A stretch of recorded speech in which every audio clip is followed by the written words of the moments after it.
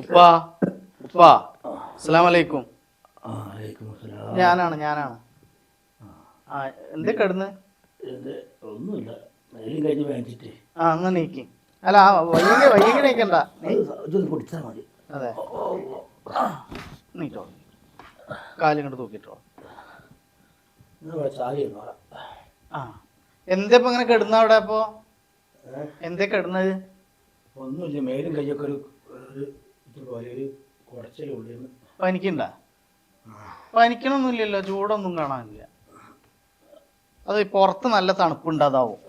എന്തേ, വേറെ കുഴപ്പമൊന്നുമില്ലല്ലോ? എന്തൊക്കെ പോന്നു? ഒന്നല്ല, ഞാൻ 14-ാം തീയതി പോവാണേ. ആ മാസം ഇപ്പൊ 2 കഴിഞ്ഞില്ലേ വന്നിട്ട്, ലീവ് കഴിഞ്ഞ്.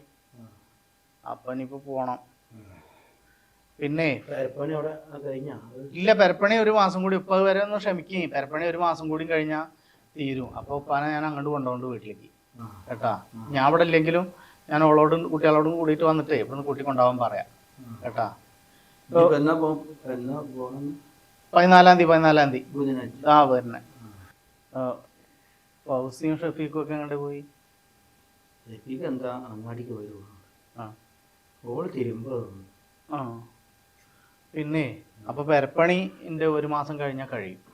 അപ്പൊ ഞാന് ഉപ്പാനെ അങ്ങോട്ട് കൊണ്ടുപോയിക്കൊണ്ട് കേട്ടാ. ഞാൻ ഇവിടെ ഇല്ലെങ്കിലും എന്താണ് നിങ്ങൾ ഇങ്ങനെയൊക്കെ പറയണത്?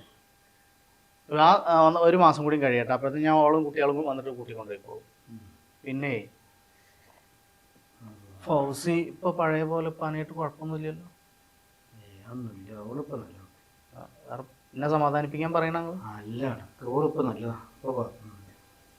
ഉറപ്പല്ലേ? എന്നാ നിങ്ങളെ ചുമക്കുന്നത് ഡോക്ടറെ അടുത്ത് പോണ? അതെ, മരുന്നുണ്ടാ? ആയിക്കോട്ടെ. പിന്നെ അപ്പൊ ഞാൻ 14-ാം തീയതി പോവാണ്.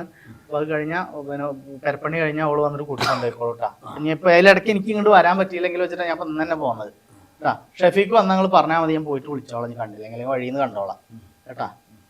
അപ്പൊ ഞാൻ പോയിക്കോട്ടെ.